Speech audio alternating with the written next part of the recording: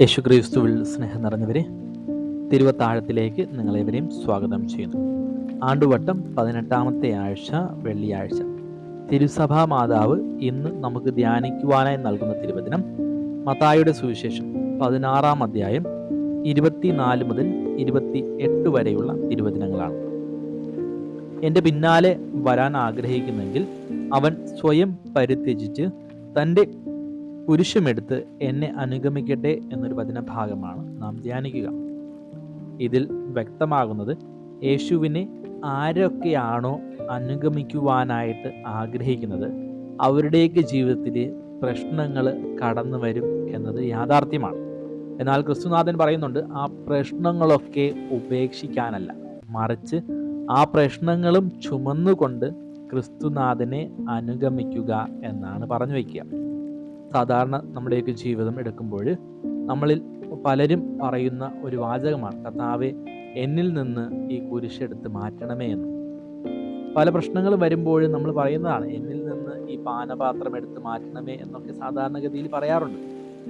ഒരു ചേട്ടൻ എന്നോട് പറഞ്ഞതാണ്, ഒരു ധ്യാനഗുരു ആ ചേട്ടനോട് പറയുകയാണ്, നിങ്ങൾ നിങ്ങളുടെ കുരിശുമായിട്ട് സ്വന്തം ധ്യാനത്തിന് വരിക എന്ന് പറഞ്ഞപ്പോൾ ആ ചേട്ടൻ കുരിശൊന്നും എടുത്തില്ലായിരുന്നു.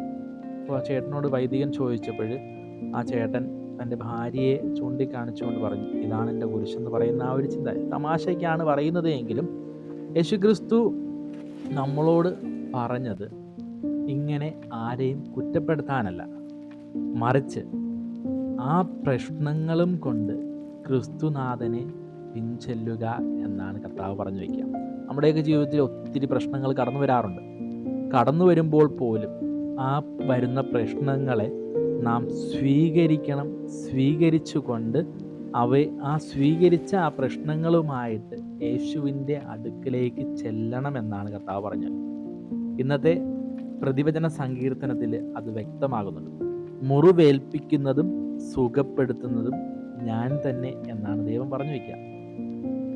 അതിൻ്റെ അർത്ഥമെന്ന് പറയുന്നത്, എൻ്റെ ജീവിതത്തിൽ ഉണ്ടാകുന്ന പ്രശ്നങ്ങൾ അവ നൽകിയത് കർത്താവാണ്.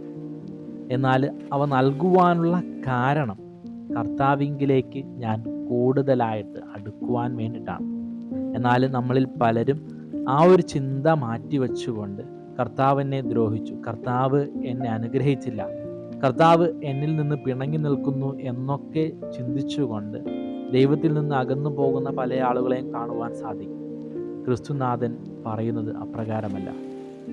നമുക്കുണ്ടാകുന്ന ഓരോ മുറിവുകളും അതിനർത്ഥമെന്ന് പറയുക, ഞാൻ ക്രിസ്തുവിലേക്ക് അടുക്കുവാനായിട്ട് കർത്താവ് എനിക്ക് നൽകിയ ചെറിയ മുള്ളുകളാണ്. ആ മുള്ളുകളെ അങ്ങനെ സ്വീകരിച്ചു കഴിഞ്ഞാൽ ഞാൻ ക്രിസ്തുവിനോടൊപ്പം ചേർന്ന് നടക്കും. പ്രാർത്ഥിക്കുന്ന ചിലരൊക്കെ ഉണ്ട്. പ്രാർത്ഥന അഹങ്കാരമായി മാറിയതുകൊണ്ട് പലരെയും കാണുമ്പോൾ അവരെ കുറ്റപ്പെടുത്തുന്ന ചില ആളുകൾ. കർത്താവ് പറയുന്നത്, പ്രാർത്ഥന ഒരു അഹങ്കാരമായി മാറുവാൻ പാടില്ല.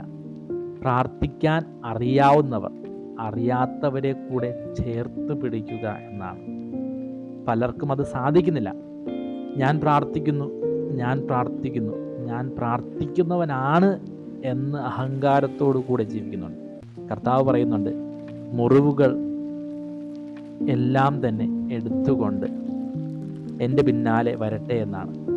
പ്രാർത്ഥന ഒരു അഹങ്കാരമായി മാറാതിരിക്കുവാനായിട്ട് എൻ്റെ ജീവിതത്തിൽ ഉണ്ടാകുന്ന എല്ലാ പ്രശ്നങ്ങളെയും എടുത്തുകൊണ്ട് നമുക്ക് യേശുവിൻ്റെ പിന്നാലേക്ക് വരാം. ദൈവം നമ്മെ അനുഗ്രഹിക്കട്ടെ.